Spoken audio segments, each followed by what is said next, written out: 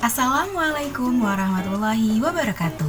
Saya, selaku perwakilan dari kelompok 9, dengan bangga akan mempersembahkan video proyek UTS kami yang berjudul Radikalisme Beragama dalam Aspek Nilai-Nilai Agama.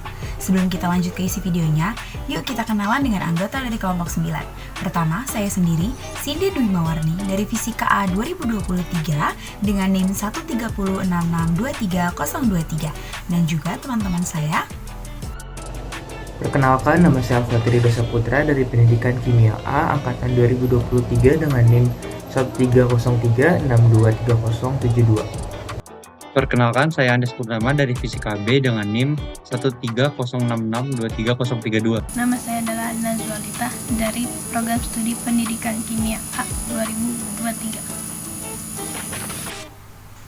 Nah, di dalam video ini, kami akan mengajak teman-teman semua untuk memahami secara lebih mendalam mengenai radikalisme beragama dalam konteks nilai-nilai agama.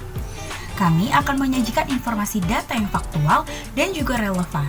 Tujuan kami di sini bukan hanya untuk menyampaikan informasi, tetapi juga untuk membangun kesadaran dan juga pemahaman yang lebih luas tentang bahaya radikalisme beragama serta bagaimana upaya-upaya pencegahannya. Kami berharap dengan pengetahuan dan kesadaran yang tepat, kita semua dapat bersama-sama membangun masyarakat yang damai, toleran, dan juga harmonis. Oke, tanpa berlama-lama lagi, yuk kita mulai pembahasannya.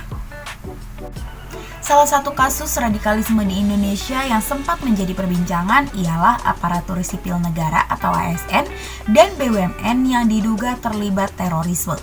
Kasus ini berawal dari penangkapan seorang pegawai BUMN terkait dengan bom Medan.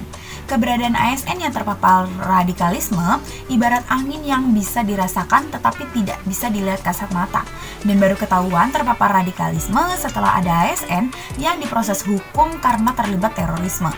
Meski tidak kasat mata, sebenarnya radikalisme dapat dikenali dari ciri-cirinya, yaitu intoleran, tidak mau menghargai pendapat dan keyakinan orang lain, fanatik, selalu merasa dirinya benar dan menganggap orang lain salah, eksklusif, dan revolusioner, karena cenderung menggunakan cara-cara kekerasan untuk mencapai apa yang dia inginkan. Pendidikan yang terlalu fokus pada aspek kekerasan dalam ajaran agama, termasuk pendidikan yang lebih berorientasi pada indoktrinasi daripada diskusi terbuka, dapat menjadi masalah. Pendekatan semacam ini dapat memicu radikalisasi karena kurangnya perspektif yang beragam dalam pendidikan agama. Misalnya, survei oleh Wahid Foundation pada tahun 2017 menemukan bahwa penjelasan tentang jihad sebagai tindakan kekerasan dalam perang serta kital pembunuhan diterima oleh 85% siswa sekolah menengah atas dalam pengajian sekolah mereka. Selain itu, kekerasan atas nama agama telah banyak terjadi, dengan 56 kasus tercatat antara tahun 2009 sampai 2013, seperti yang dilaporkan oleh Setara Institute dan Center for Religion and Cultural Studies (CRCS) UGM Kodir 2016.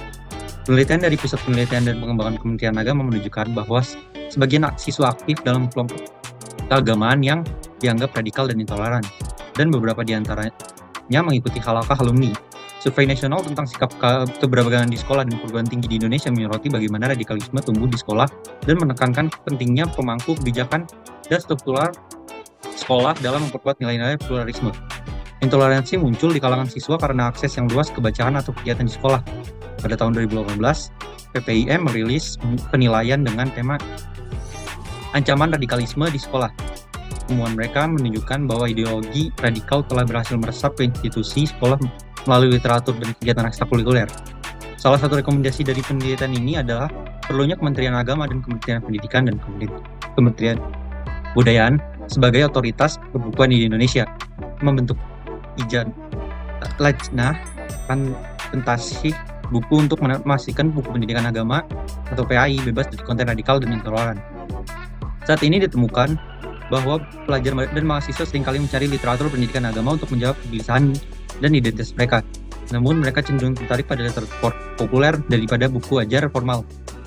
Dengan bantuan teknologi, buku populer dengan ilustrasi menarik dan mudah dibaca justru mengandung gagasan intoleransi. Penelitian telah mengamati bahwa beberapa literatur keagamaan diproduksi oleh berbagai penerbit yang berafiliasi dengan gerakan dan organisasi Islam yang diduga radikal. Telah berkembang di berbagai kota di Indonesia. Temuan awal lainnya adalah bahwa Meskipun banyak buku ajar pendidikan agama memiliki bagian khusus yang mengajarkan tentang intoleransi, ada teks di bagian lain yang cenderung mengajarkan intoleransi terhadap perbedaan. Nugraha dan Fauzan 2020. Hai guys, di sini saya akan menjelaskan secara singkat apa itu radikalisme dalam agama Islam. Oke, sebelumnya kalian sudah tahu belum apa itu radikalisme? Oke, radikalisme itu suatu paham atau keyakinan yang sangat kuat terhadap satu pandangan dan tidak menghiraukan pendapat orang lain dan melupakan sejarah Islam dan tidak komutatif dangkal dalam memahami ajaran agama yang bersifat tekstual tanpa memikirkan maksud utama dari yang disyariatkan oleh Islam. Oleh sebab itu, hal ini akan menimbulkan implikasi pada pemahaman mereka bahwa agama yang hanya dipahami dengan dangkal dan apa adanya. Dengan cara dia akan mempertentangkan dua nilai yang saling berlawanan, benar atau salah, Islam atau kafir, dan surga atau neraka. Untuk bagi kelompok Islam, radikal adanya agama ialah agar menjadi suatu pegangan untuk memahami mana yang benar dan mana yang salah, serta hal yang diyakini sebagai pokok agama bahwa segala aksi atau tindakan yang dilakukan oleh mereka selaras dengan perintah Tuhan dan tentunya termuat dalam Al-Quran dan hadis. Untuk kalangan radikal cenderung memiliki sudut pandang yang hitam putih dan mereka juga tidak hanya yakin telah merangkum kebenaran sepenuhnya, tetapi mereka juga akan merasa kalangan mereka itu sangat identik dengan kebenaran itu sendiri. Oke, untuk keyakinan gerakan-gerakan radikalisme Islam terhadap tekstual agama menjadikan kalangan ini menganggap bahwa cara mereka dalam beragama itu paling benar dan mereka tidak hanya memahami dengan pandangan yang luas dan secara menyeluruh untuk sehingga diperoleh suatu asumsi bahwa sumber segala sesuatu yang berkaitan dengan keyakinan agama yang fanatik yang menjadi pemicu timbulnya tindakan kekerasan adalah keyakinan kuat mereka dan memahami harfiah mereka dalam mengkaji agama. Oke, radikalisme juga akan mengarah pada suatu kelompok atau gerakan tertentu yang menginginkan perubahan terhadap situasi yang ada dengan menjebol sampai ke akar-akar yang menginginkan perubahan tersebut secara langsung, secara cepat dengan cara menjungkir balikan nilai-nilai yang ada secara drastis melalui kekerasan atau aksi-aksi yang ekstrim agar terlaksananya transformasi sosial dan politik sesegera mungkin dan secara menyeluruh, dan tidak jarang keinginan itu berlangsung dengan tanpa adanya dialog atau musyawarah, dan bisa juga ini juga ditempuh dengan aksi-aksi kekerasan. Untuk mengenai bentuk radikalisme itu dibagi menjadi dua, yaitu ini ada pemikiran dan tindakan. Apabila paham radikal tersebut hanya bertumpu pada pemikiran para pengikutnya, maka hal yang demikian ini juga bukan merupakan suatu masalah. Namun ketika radikalisme itu pemikirannya berubah menjadi suatu tindakan atau gerakan, radikal ini akan menimbulkan masalah karena selain diiringi dengan aksi-aksi kekerasan, biasanya juga dia akan menimbulkan konflik terbuka.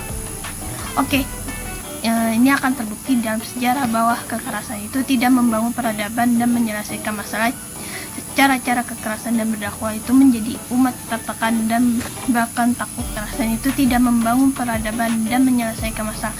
Cara-cara kekerasan dalam berdakwah itu menjadikan umat tertekan dan bahkan takut. Lebih lagi kalangan non-muslim, mereka akan semakin menjauh dan tidak menghargai Islam. Maka dalam mengatasi masalah ini sangat diperlukan kesadaran dalam ukhuwah Islamiyah agar tidak saling menindas dan merusak dan ataupun juga melakukan penghancuran, akan tetapi dia akan saling menghormati dan menghargai satu sama lain dan tidak akan memaksa kehendak agar terjalin hubungan yang baik antar sesama, karena Islam itu bukan hanya terfokus pada habliminullah tetapi juga habliminas. Untuk gerakan-gerakan radikal itu mempunyai ciri-ciri, diantaranya dia akan menganggap sesat kelompok lain yang berbeda pandangan dengan kalangan mereka, dan mereka itu sangat mengutamakan ibadah sunnah sehingga ibadah sunnah itu seolah-olah wajib dan hal yang makruh itu seolah-olah haram, dan overdosis agama yang tidak ditempatkan pada tempatnya. Misalkan dalam berdakwah itu mereka tidak akan menggunakan cara atau metode yang dicontohkan oleh Nabi Shallallahu Alaihi Wasallam, sehingga dakwah mereka itu bukan. Nah, berikutnya sebenarnya apa sih faktor-faktor yang menyebabkan radikalisme itu? Sebenarnya banyak faktor yang dapat mempengaruhi radikalisme ini. Nah, pertama adalah faktor pemikiran. Nah, radikalisme ini dapat muncul dan berkembang karena meyakini jika segala sesuatu yang harus dirubah ke arah kelompoknya yang diinginkan, sekalipun harus menggunakan kekerasan untuk meraihnya, maka akan diraih. Terus yang kedua ada faktor ekonomi. Radikalisme bisa dipengaruhi oleh faktor permasalahan ekonomi. Karena manusia akan berusaha sekeras mungkin untuk memenuhi kebutuhan hidupnya, termasuk menyebarkan suatu paham atau ideologi dengan cara kekerasan. Lalu yang ketiga ada faktor politik. Radikalisme bisa muncul dan berkembang ketika sekelompok orang merasa pemerintah tidak adil kepada rakyatnya, atau hanya memperhatikan segelintir kelompoknya saja. Terus faktor yang kelima, faktor sosial. Radikalisme dapat disebarkan dengan mempengaruhi pemikiran orang lain, terlebih lagi jika orang tersebut berpikiran sempit dan mudah percaya kepada pihak yang dianggap membawa perubahan ke dalam hidupnya, padahal pihak tersebut menyebarkan suatu paham yang bertentangan dengan ideologi negaranya.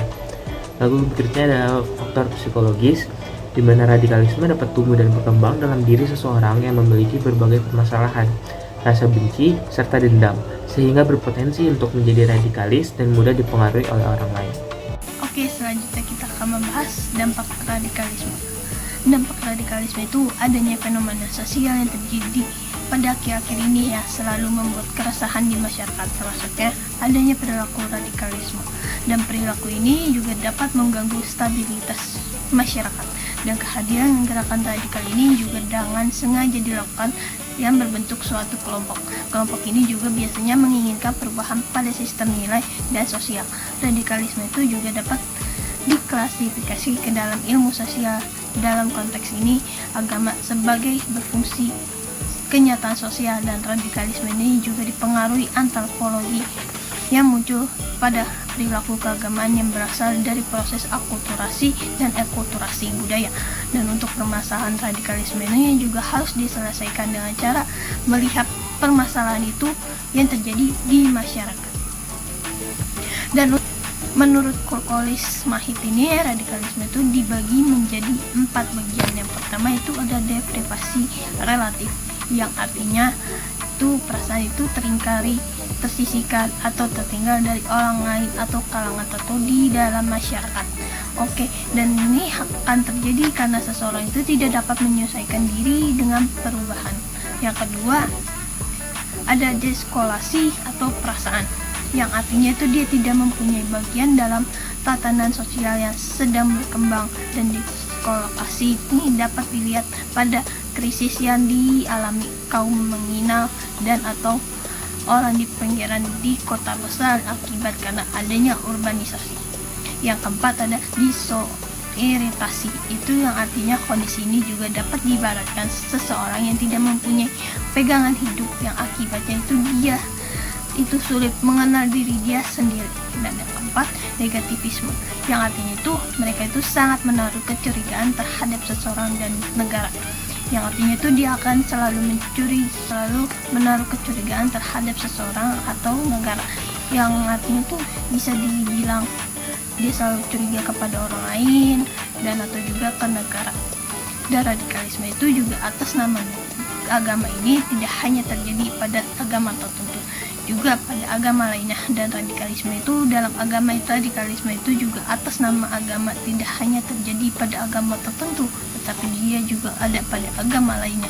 Dan radikalisme itu dalam agama dapat berwujud sebagai interpretasi agama yang sedang mendorong penganutnya untuk melakukan perubahan. Dan radikalisme ini juga menyebabkan terbentuknya politisasi dalam agama. Politisasi itu juga melakukan berbagai tindakan kekerasan baik dalam kehidupan sosial antar individu maupun kelompok. Dan sehingga terbentuknya kelompok radikal ini. Dan radikalisme ini juga menjadi masalah sosial karena paham ini memaksudkan mewujudnya perubahan pada suatu sistem sosial. Pada umumnya, masyarakat ini tidak menghendaki kehadiran radikalisme agama, dan beberapa data yang tidak pasti menunjukkan bahwa aksi radikalisme itu dilakukan beberapa umat Islam, dan tidak pasti menunjukkan bahwa aksi radikalisme ini dilakukan beberapa orang Islam. Dan akibatnya Islamlah yang dituduh menjadi salah satu pemicu aktivitas yang dilabeli sebagai kekerasan. Dan beberapa teori itu untuk adalah radikalisme agama adalah teori fungsional, struktural dan teori konflik dan atau juga personal maupun dan teori konflik itu juga untuk menelan radikalisme agama adalah teori fungsional, struktural dan teori konflik interpersonal dan juga teori konflik institusional dan juga radikalisme atas nama agama. Disebut juga sebagai dampak dan akibat dari perilaku, tingkah laku, sistem nilai maupun organisasi dari masyarakat yang pasti banyak ditemukan ke dalam suatu sistem kemasyarakatan dan yang sedang beradaptasi dengan struktur kemasyarakatannya. Dan radikalisme itu atas nama agama sering dinamakan dengan fundamentalisme atau juga susunan dari agama yang berekspektasi dengan mendapatkan kembali sumber atau juga faktor fundamental dari keyakinan. Selanjutnya juga ada kecenderungan ini menempatkan pada faktor yang mendasar dari penerapan sosial politik, dan dengan kata lainnya fundamentalisme itu berpengaruh terhadap ideologi dan juga gerakan radikalisme itu dari tingkat gerakan dan apa sih solusi yang bisa kita lakukan? Dilansir dari Kementerian Agama wilayah Kepri, kita dapat melakukan beberapa solusi. Yang pertama ada membentuk tim cyber anti radikalisme dan anti narkoba. Lalu yang kedua mereview kegiatan atau program yang tidak prioritas dan menggantinya dengan kegiatan anti radikalisme. Yang ketiga ada mensosialisasikan ajaran agama yang santun, saling menghargai, saling menghormati, damai, toleran, hidup rukun, lalu menerima keberagaman dan kemajumukan, memiliki rasa cinta tanah air dan bela negara, serta ajaran yang rahmatan lil alamin. Lalu yang keempat ada memberdayakan lembaga pendidikan agama formal seperti MTS dan MA maupun lembaga pendidikan agama non formal seperti pondok pesantren, TKQ, TPQ, dan DTA. Upaya ini bisa dilakukan sebagai upaya pencegahan paham radikalisme kepada santri atau siswa. Lalu yang kelima ada pembinaan agama bagi siswa di sekolah-sekolah melalui guru pendidikan agama untuk mencegah masuknya paham radikalisme. Lalu yang terakhir ada melakukan penanggulangan paham radikalisme dengan edukasi masyarakat, penyuluhan, bimbingan masyarakat di sekolah, keluarga maupun pesantren dan majelis taklim, serta sejumlah program seperti dialog dan workshop. Demikian yang dapat kelompok kami sampaikan, kurang lebihnya mohon maaf. Wassalamualaikum warahmatullahi wabarakatuh.